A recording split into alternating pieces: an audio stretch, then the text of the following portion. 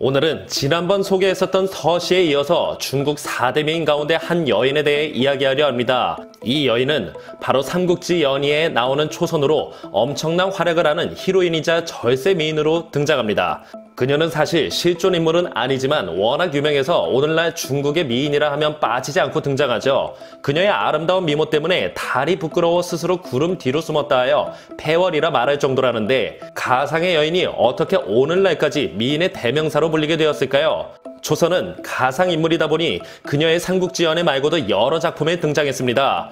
여러 견해가 있는데 대부분 잘 알고 있는 왕윤의 수양딸로 진행되는 이야기를 하려 합니다. 다른 견해로는 초선은 왕윤의 수양딸이 아닌 동탁의 하녀였다는 것, 그리고 애초에 여포의 처였다는 견해가 있다고 합니다. 실제로 정사에는 여포가 동탁의 시비와 사통했다라고 기록되어 있긴 하지만 그 여인이 초선이라는 기록은 전혀 없습니다. 때는 후한 말기로 조정 바꾼 황건적의 난으로 전국이 들썩였고, 안으로는 백정 출신의 하진이 황후였던 동생 백으로 하루아침에 벼락 출세하자 십상시들이 내분을 일으키게 되었습니다. 이때 등장한 이가 있었으니 영웅이었으면 참 좋았으련만 안타깝게도 하진과 십상시보다 더욱 극악무도한 동탁이었던 것이죠. 하진과 십상시가 서로 피 터지게 싸우는 혼란을 틈타 손쉽게 낙양을 접수하고 당시 황제였던 소재를 끌어내리고는 어린 헌제를 옹립하게 됩니다. 이쯤 되면 간신배가 정권을 잡기 위해 어린 황제를 옹립하는 것은 국룰이라 봐야겠네요. 순식간에 조정을 휘어잡게 된 동탁은 꼭두각시 어린 황제를 앞세우며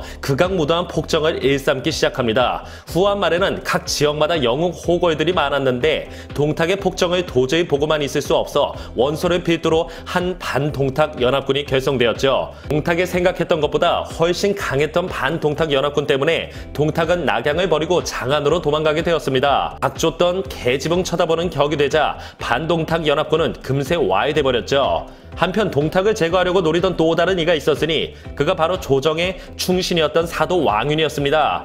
사실 조정에 있으면서 동탁을 제거할 기회가 참 많이 있었을 법한데 쉽지 않았던 게 동탁의 옆에는 무력 백인 여포가 항상 떡하니 서 있었기 때문이었죠.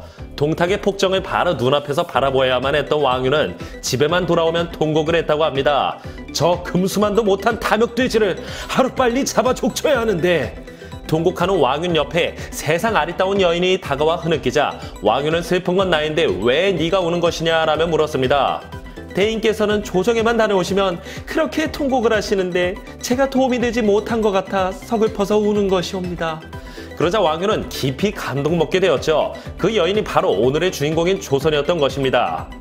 조선은 왕윤의 집안 연회에 춤과 노래를 부르며 흥을 고조시키는 각이었는데 미모는 두말하면 잔소리고 가모에도 능통했죠. 조선의 한마디 말에 감동먹던 찰나 달빛에 비친 조선의 미모는 정말이지 기절할 만큼 아름다웠습니다. 조선에게 넋놓고 있을 때 달이 구름 속으로 슬그머니 사라지자 달마저 조선의 미모에 부끄러워 구름 뒤로 숨는구나. 과연 폐월이로다. 라며 또 한 번 감동을 먹게 되죠. 이렇게 해서 조선이 폐월로 불려지기도 합니다. 왕윤은 초선을 바라보며 불현듯 한 가지 계책이 떠오르자 조선에게 큰절을 대뜸하고는 간곡한 부탁을 청하게 되죠. 물리적인 힘으로는 당해낼 수가 없으니 초선의 미인계를 이용하여 동탁과 여포 사이를 이간질시켜 동탁을 제거하자는 부탁이었습니다. 그렇게 그 유명한 초선의 11개가 서막을 올리게 되었죠. 왕윤은 본격적으로 11개를 펼치기 시작하는데 우선 초선을 수양딸로 삼습니다. 그리고 여포에게 뇌물을 아주 후하게 건네죠. 당시 최고위의 직책으로 있던 사도 왕윤의 선물을 받았기에 여포는 금세 감사 인사를 드리기 위해 왕윤의 집을 찾아가게 됩니다. 왕윤은 여포를 반갑게 맞이하며 담소를 나누기 시작하죠. 온갖 칭찬으로 여포는 기분이 한껏 업되는데 타이밍 좋게 초선이 딱 등장합니다. 태어나서 처음으로 그런 미모의 여인을 보게 되자 여포는 순간 할 말을 잃어버리는데요. 소녀 초선이라 하옵니다. 아버님께 익히 들었사옵니다. 천하의 영웅 호걸이신 여포님께 술 한잔 올려도 될런지요. 라는 초선의 한마디에 여포는 숨이 멎어버리는 듯 정신 못 차려버리죠. 천하의 여포도 초선의 미모 앞에 하룻강아지 마냥 바들바들 떨리는 손으로 술을 받았습니다. 그리고 왕윤의 손짓에 초선은 노래를 부르며 아름다운 춤을 추기 시작하죠. 천하의 절세미인에다가 춤과 노래도 일품이니 여포는 초선에게 완전 뿅 가버리고 말았습니다. 순식간에 시간이 흘러 연희가 마무리될 즈음 왕유는 슬쩍 여포에게 초선이 시집갈 나이가 됐는데도 장군처럼 영웅 호걸이 아니면 절대 시집을 안 가겠다고 하니 참으로 걱정입니다 라며 우는 땀에 여포의 반응을 살피죠. 여포는 속으로 이게 웬 떡이냐면서 쾌조를 물렀지만 겉으로는 티 안 내려 담담한 척할 뿐이었습니다. 하지만 희죽희죽 좋아서 입이 귀에 걸릴 지경이었죠. 며칠 뒤 왕유는 동탁에게 존경한다는 의미로 자신의 집에 초대해서 대접해드리고 싶다며 아첨을 합니다. 이에 기분이 좋아진 동탁은 왕윤의 집을 방문하게 되며 왕윤과 초선은 여포 때와 같은 시나리오대로 작전을 수행하죠. 분위기가 무르익을 쯤에 왕윤의 손짓에 꽃단장을 마친 초선이 동탁 앞으로 다가왔습니다. 여포도 뿅 갔는데 동탁이라고 별 수 있겠습니까? 초선의 미모를 보자마자 넋을 잃어버리고는 당장이라도 덮치고 싶었으나 손님 입장이고 태사의 체면이 있다 보니 차마 그러지는 못했었죠.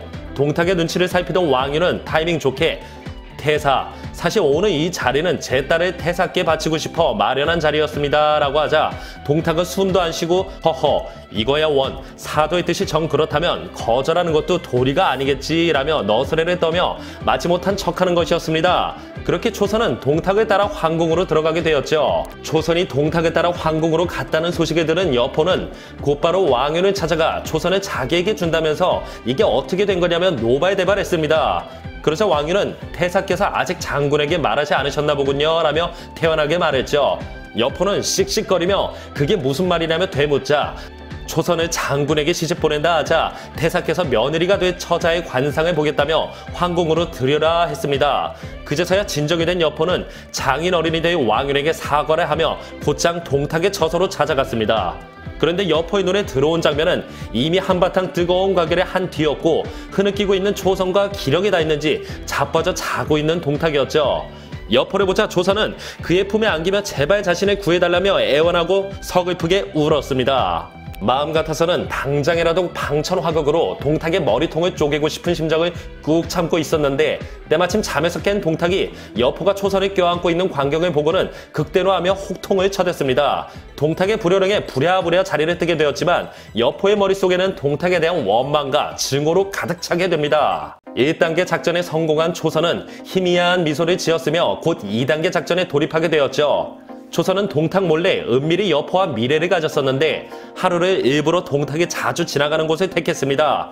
계획대로 동탁이 그 둘의 미래 장면을 목격하게 되었고 칼을 빼들고는 여포를 쳐 죽이려 했지만 아둔한 동탁으로는 불가능한 일이었죠. 여포는 가볍게 피하며 주랭랑을 쳐버렸고 초선은 그 자리에서 펑펑 울면서 태사님, 저를 죽여주시옵소서. 소첩은 이미 태사님의 것이라 말했는데도 여포 장군이 강제로 저를 겁탈했사옵니다. 이미 버려진 목숨으로 갚겠습니다. 라며 자결하려 하자 동탁이 가까스로 만류하며 진정시켰습니다. 이 이놈이! 기껏 힘 좀 쓴다 해서 변방의 양아치를 양자로 거두어줬더니만 은혜를 원수로 갚다니 라며 동탁 또한 극대노 해버리죠. 당장 여포를 극형에 처하려 했지만 측근의 만류로 차마 죽이지는 못하고 초선을 데리고는 자신이 황제보다 높다는 것을 과시하기 위해 지었던 미호성으로 가버립니다. 철저한 경비를 두고 아무도 오지 못하게 하고는 오직 초선의 치마폭에서만 놀아놨죠. 시간이 흘러 어느 날 황궁에서 서한이 하나 날라옵니다. 황제의 병안이 위중하여 황위 계승에 대해 논해야 하니 곧바로 입궁하시오라는 내용이었죠. 사실 이 서한은 동탁을 황궁으로 불러들이려는 왕윤의 계략이었던 것입니다. 그리고 동탁 암살을 위해 여포와도 사전 준비를 모두 맞춰놓았죠. 동탁은 황제의 직인까지 찍혀있다 보니 의심은 전혀 하지 못하고 드디어 꿈에 그리던 황제가 되는 기쁜 마음에 황궁으로 향합니다. 이미 본인이 황제가 된 것만에 의리의리한 마차를 타고는 한껏 품위 있는 발걸음으로 입궁했는데 뭔가 스산한 분위기를 감지하죠. 하지만 미리 동탁을 암살하기 위해 준비했던 이숙에게 급습당하게 되고 다급해진 동탁은 부랴부랴 여포를 불러댔습니다. 이 버러지 같은 놈들이 감히 어디 안전이라고? 여포야, 여포 어디 있느냐? 그러자 이를 지켜보고 있던 여포가 이 탐욕 돼지 자식아, 이것이 하늘의 뜻이다 라며 방천왕국으로 동탁을 후려쳐버리죠. 그러자 동탁은 비명도 지를 새 없이 꽥 하고 죽고 말았습니다. 동탁의 머리와 사체는 저작거리에 내걸렸으며 뚱뚱한 몸의 배꼽에 누군가가 심지를 곱고 먹고 불을 붙이자 며칠씩이나 계속 탔다고 전해지죠. 이렇게 사도 왕유는 초선의 완벽한 11개의 성공으로 오랜 수건이었던 동탁을 제거합니다. 동탁 사후의 초선의 행방에 대한 이야기는 여러 버전이 있는데요. 여포는 동탁을 죽이고 초선을 되찾기 위해 병사를 이끌고 미호성을 공격하게 되고 힘겹게 찾아냈지만 이미 자결한 후였다는 버전이 있으며, 또 다른 버전에서는 삼국지연의 스토리대로 여포에 첩이 되지만 이후 조조와의 서주 전투에서 바람역을 자청하여 여포를 죽게 만든 장본인이 돼버립니다. 삼국지 연의에서 여포가 죽은 이후 조조가 초선을 데려갔다고만 서술하고 이후에는 더 이상 언급을 하지 않았기에 여러 설들이 더 늘어나게 되었죠. 조조가 관우의 마음을 얻기 위해 적토마와 초선을 보내지만 대쪽 같은 관우는 그녀가 요물이라 생각하여 베어버렸다고도 하며, 관우가 한왕씨를 위해 역적 동탁을 제거한 초선을 어여삐 여겨 첩으로 거두었다는 설도 있습니다. 또 다른 설로는 출가에서 여승이 되었다는 설도 있죠. 이렇게 초선은 비록 가상의 인물이지만 삼국지 연의에서 너무도 비중 있는 여인으로 나오다 보니 별의별 이야기가 파생된 듯합니다.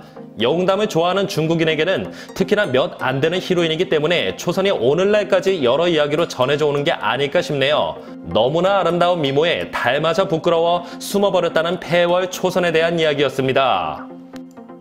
영상을 봐주셔서 감사합니다. 더 재미있고 유익한 영상으로 다시 찾아뵙겠습니다. 구독과 좋아요 꾹 눌러주시고 댓글도 부탁드려요.